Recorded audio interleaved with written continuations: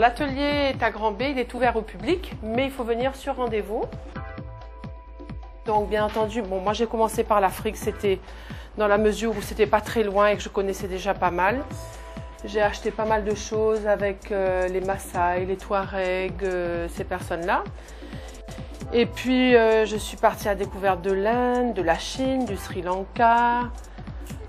Enfin, on s'est pas mal baladé et on ramène des matières premières, coup de cœur, ce qui nous plaît, ce que nous aimons. Et à partir de là, on décline des collections.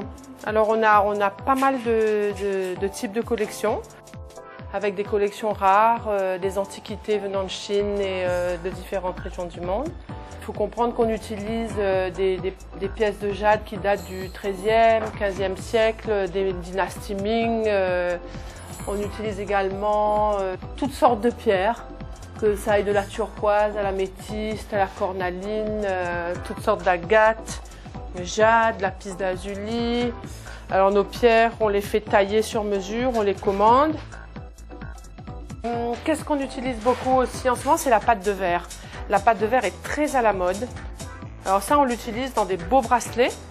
C'est une matière que nous privilégions non seulement parce qu'elle est très belle, elle est entièrement faite à la main. Donc ce sont des couleurs acidulées. Et ce sont des techniques très anciennes qui remontent à l'époque byzantine, à l'époque chinoise, à l'époque vénitienne. On a retrouvé des pâtes de verre dans les tombes chinoises 200 ans avant Jésus-Christ. Donc c'est une très vieille tradition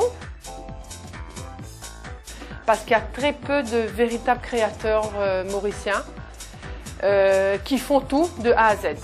C'est-à-dire qui imaginent leurs perles, qui les font faire, qui les font percer, qui les font tailler, qui font le montage, qui font le design, qui font la promotion. Nous, on fait tout de A à Z.